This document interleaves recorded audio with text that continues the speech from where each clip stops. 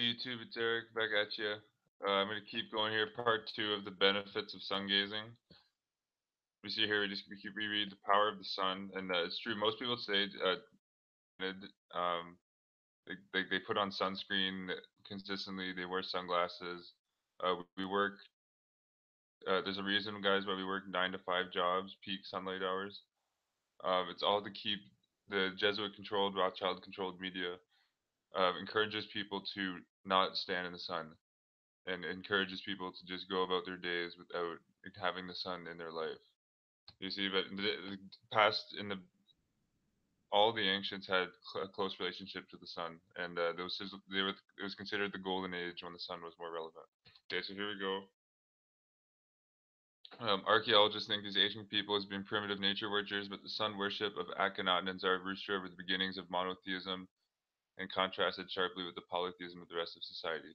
And you guys be looking to Akhenaten. Akhenaten was the first um, like at the time, Egypt was ran almost pretty much like the Vatican is today. Egypt was run by a group of priests called the priest sorcerers of the cult of Amun Ra, and Akhenaten was the first man to like get to or the first pharaoh in Egypt to put in natural negative law principles. You know, like he viewed when he looked at like a slave in Egypt, he saw like the light of the creator in the slave. So like, he abolished slavery. He created like a free society. Just cool stuff as we study into Akhenaten. Yeah, so history of sun gazing. Um, During the Dark Ages, the mysteries of the sun were survived and were passed down to the Gnostics, the Knights Templars, the Cathars, the Paulicians, and the Bogomils, like among all the other traditions, like the Druids, the Hermeticists, the Renaissance alchemists. They all knew the secrets of the sun. Many of these saints were brutally murdered by the Roman Catholic churches. Obviously, guys, Rome, who were the pagans actually were. They were truthers who were telling people the ancient sciences. They were telling people how the corrupt Roman Catholic ecclesiastical system works, and they were burned to the stake by the church. Um, okay, so we keep following here. Heat is love. Okay, so this is very important here. So these were the Western European counterparts of the Eastern European Bogomils, the Cathars, the pure ones, and the Knights Templars. Templars weren't. They're actually, if you look into like a recreation of the Knights. The Knights Templar were like the Jesuits. They were like the military arm of the papacy. The Knights Templars are concentrated in the Languedoc and Midi regions of southern France. The Cathars claim to possess the Book of Love, the original initiatory version of the Book of John, supposedly, which likely contained the solar mysteries. It is taught that a spark or a tiny sun of the Christ light dwelt in the man's heart and revealed how to nurture it like a seed of divinity. And that is true. The Christ is inside of us, so that it blossomed into a rose of the original rose cross mysteries school. So that's referring to the Rosicrucians, and that's what the rose cross symbolizes in the Rosicrucian tradition. It's like this, it's the spirit of man unfolding. This teaching, which reputedly could transform a human into a divine being, once belonged to Thutmose III, Akhenaten, Moses, Solomon, Jesus, and John the Beloved. It was reputed to be able to dissolve all hatred, anger, jealousy from the hearts of man. The Cathars observed only two sacraments, baptism and communion. But we know baptism and communion are, the church does it as antichrist. It's against the teachings of Jesus. Jesus uh, accepted the church creating a trust over a soul via baptism, convocation. And we know, guys, convocation, the papal bull, that's what the convocation papal bull is claiming ownership of the soul. Yeah, so we keep going down here. Yeah, so he's just talking about the Catholic Church, the Cathars, and some of their teachings, and just how they, because the Vatican does worship the sun. Like if you watch some of the ceremonies that go down at the Vatican, and they're carrying the solar disc, the IHS on it. They worship the sun. Yeah, so here he talked a bit about Akhenaten, how he saw like the spark of the sun and the life in everyone. He established the first monotheistic religion or the monotheistic culture. He was against the priesthood of Amun Ra at the time, which was just like Babylon and Rome, very ecclesiastical. Um, yeah, so he feel like a sun disk with its rays descending down to bless mankind. Aton, who Akhenaten worship. Aton, very similar to a tomb. Title means effulgence, which comes from the sun. He was the life, heat or life-giving essence of the sun. The worship of Aton was based on the concept of Maat.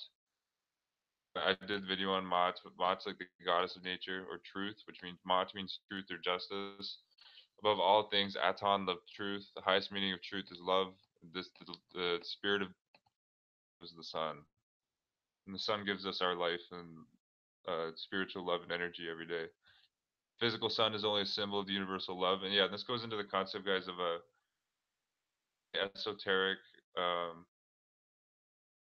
teachings, and if you go look into it, guys, the concept of a central or a spiritual sun, and like the creator of the universe is like the central spiritual sun, but like the sun we see, there's a spiritual sun behind it, and that's why when you sun gaze, that you take in is like it's coming in from the physical sun and the spiritual sun behind it. All of in this and that binary connection that's connected to your body's makeup. And like I've shown you here, like crines, it increases your serotonin, melatonin. Um, yeah, so Akhenaten's vision was very similar to that of Valenciano and the Pueblo Indians of a great spirit behind the sun disk, but more subtle, refined, exalted. Of all of us who believe that there's some higher existence beyond our present human comprehension. Another definition of Ma'at was the established order, and I said like the order is like the order of natural law or negative law, and if you read the 42 laws of Ma'at, you see that. The order or ideal state. Akhenaten valued Ma'at. He referred to himself as living in Ma'at, in his city. Okay, cool stuff there from Akhenaten. Yeah, here you see some genocide here done by the popes, man. From 1209 to 1249, the first European genocide was conducted against the Cathars by the Pope, and this was Pope Innocent III. Promising spiritual rewards in exchange for the blood of the Cathars, he sent 30,000 enforcers into the Midi to eradicate every man, woman, and child who was a Cathar or even supported the Cathars. Cathars were hunted, tortured, burned at the stake, and savagely murdered by the church's hired killers. They used psychological warfare to turn neighbor against neighbor and even brother against brother in a bloodthirsty campaign that continued with the Inquisition. So I'm going to show you here Pope Innocent III. Pope Innocent third. Yeah, so this guy here killed. I forget the number amount. Let's see here. Innocent the third. Here's what he looks like. This is an old pope. This was like in the 1200s. Yeah, this is before Unum Sanctum. But Rome still owned the world via contracts. Yeah, so here, so yeah, so so you see in Inquisition, I've covered various Inquisitions on this channel. I'm going to continue to expose the Roman evil, Antichrist, New World Order agenda. But here's an Inquisition against the Cathars. I've covered the Inquisition against the Germans, the Russians, in France, the Inquisition with the St. Bartholomew Day Massacre, and there's so many more, and I'm going to cover them. But yeah, you see here, this is from 1209 to 1249, and the Cathars guys were teaching people about the truth and the importance of the sun, and just the sciences of life in general. Okay, so we scroll down here. Yeah, so to speak, Akhenaten urges people to worship in truth simply without excess of ceremony. Again, when you worship material outside ceremonial things as a society, you'll fall into a positive law structure, which is what we have right now. Government tyranny. All government tyranny is positive law. Okay, so keep going down here. So this is more on the effects of the pineal gland, which we know is greatly affected from sun gazing. And the pineal gland is connected into your hypothalamus. Actually, hypo.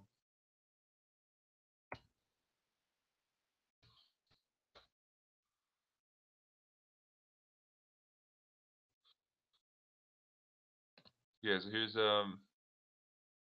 a picture. Here's a better picture here. Yeah, so here's your pituitary body here, your optic chiasm, um, optic nerves here.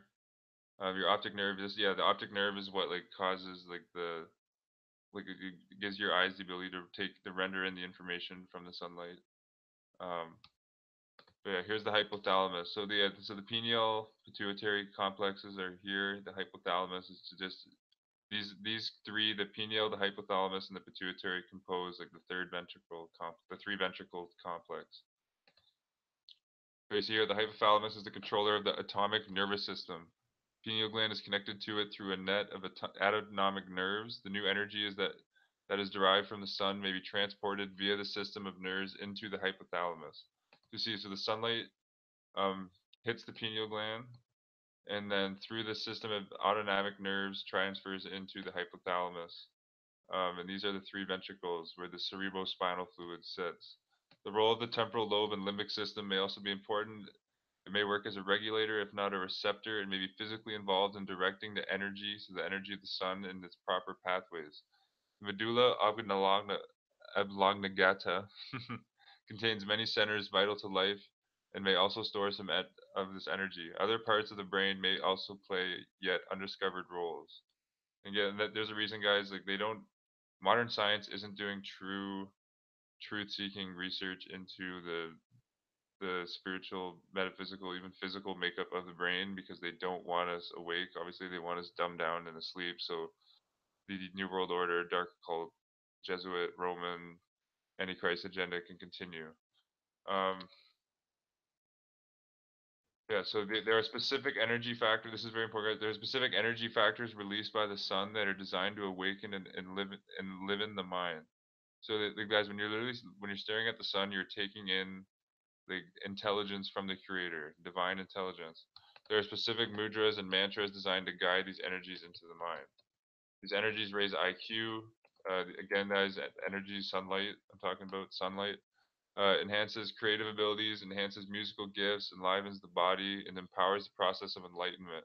In addition to the plethora of information regarding the hidden radiations of the sun, the ancients wrote extensively about the spiritual nature of the sun itself. They wrote that the sun that we see each day is only a small part of a much larger entity. This entity is part of a larger universe that feeds and nourishes our physical domain, our smaller physical domain. The sun is an intermediary, a catalyst between the macrocosmic and microcosmic universes. And guys, we know we are a microcosm in the macrocosm. The sun is like a bridge between the two. The cell is composed of atoms, which in its turn are composed of light wave particles. The light wave particles oscillate in the same way that the sun does. Remember, the sun oscillates on a regular basis. Ordinarily, one might not be able to see the microcosmic pulsation, but the pulsation is clearly visible to the eye on the macrocosmic level when you begin using the solar particles. Okay, so yeah, we say like so it's saying here that like again like the concept of like the sun we see is the physical sun and there's a spiritual sun behind it that's connected to the central the spiritual sun of the universe that all consciousness express like shoots out of, and we are all like an expression of that central spiritual sun. There, the pineal gland is therefore a photosensitive organ and an important timekeeper of the human body. The unexplored process of energy absorption, transformation, and processing from the sun may occur here. The activation of the pineal gland is a key step in psychic, spiritual, and energy transformation process. That is to say that in the pineal gland, energy processing and distribution can take place. The pineal gland is the subtle controller of all the endocrine glands. And you guys, you know the endocrine, or I'll show you here, the endocrine glands are connected to the chakras. Because like, and you'll see here, because the chakras are not in the physical body, they're in the like the astral body beside us. We see here that each endocrine is connected to a chakra. So I'll show you. Where's right here? Okay, so yeah, the crown chakra corresponds to the pineal gland. Third eye chakra, the pituitary gland, the throat, the thyroid gland, heart chakra, the thymus gland, solar plexus, the adrenals, sacral chakra, the Leyden gland, and the root chakra is the gonads. Then you have the seven. And again, guys, like I said, the seven, like there's the septenary pattern. You have like so you have the seven planets. You have Jupiter, Mercury, Uranus, Venus, Mars, Neptune, Saturn. Then you have the seven, like the septenary makeup. You have the human soul body, the physical body, emotional body, mental body, astral body, template body, celestial body, causal body. You can call this a lot of things. Um, there's also like I've showed you earlier, like there's a seven septenary fold makeup of man, like on the Theosophical Society, going on the physical level at one, all the way up to pure spirit, Atma, the crown at the top. But yeah, we keep going here. Um,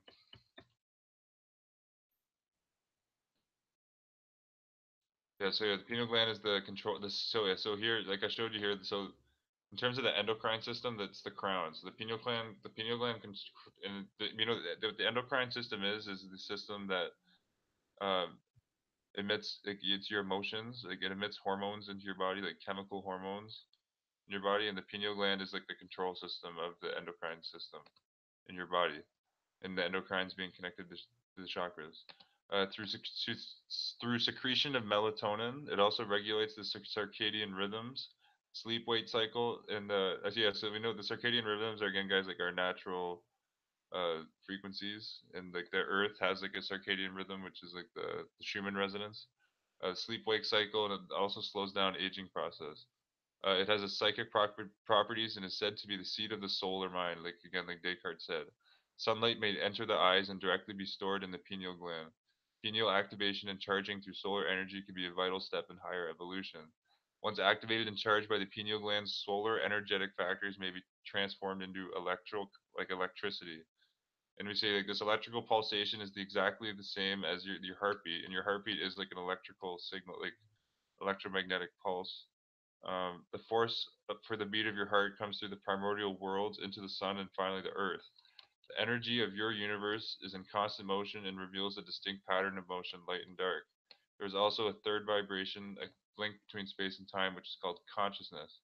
So it might not be, like, you can't see consciousness, but consciousness is the vehicle for which we see and know the universe. The sun is home to the fifth dimension in our solar system. The physical light and matter that we see emanating from the sun is in effect for the reflection of the fifth dimensional matter onto the third dimension.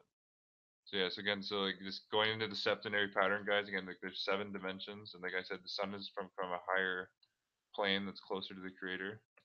And all the ancient teachings said too, like the sun we see is like it's an expression for like the light of the ether, or the light of Akasha to shine through. Through the sun, we are connected directly to the fifth dimension, and thus higher beings that live there. These beings guide and influence all life on our plane of reality. Is through their guidance we develop enlightenment and the ability to develop. So yeah, this is kind of like the concept of guys of like the Elohim, or like the Petries, the seven Elohim, seven Petries, the Kamaras, like the Masters in the Theosophical Society. Like, and you have to think, guys, like if the Creator is, we're dealing with an infinite Creator that created our plane. Like there's no, like it's kind of silly to think that we are the only plane of existence in the universe. There has to be higher. I'm sure there are beings that are more spiritual than us, and could be beings that are less spiritual than us, that are conscious, that in different worlds. Yeah, so here, so the sun, so this is important here. So sunlight, when absorbed through the skin, causes the secretion of the hormone vitamin D. So like vitamin D in the sun, which is essential for health and well-being. This life-giving aspect of sunlight from the father was called by the A factor by sun gazing, or so the life-giving aspect of sunlight was called the factor by this researcher Jean Savoy. I haven't heard of the name. Let's just be like a scientist in America. There's also X factor or immortality factor. When taken in through the eyes, as we behold his glory, it becomes the wisdom of the sun, the full grace of truth. So that's kind of like the referring to like the sun, like the sun as the Son of God, Jesus.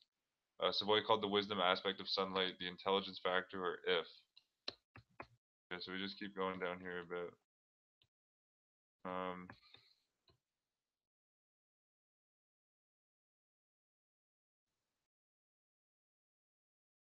yeah, so this is good here. So when we sun gaze, we become human radios that receive signals from the sun.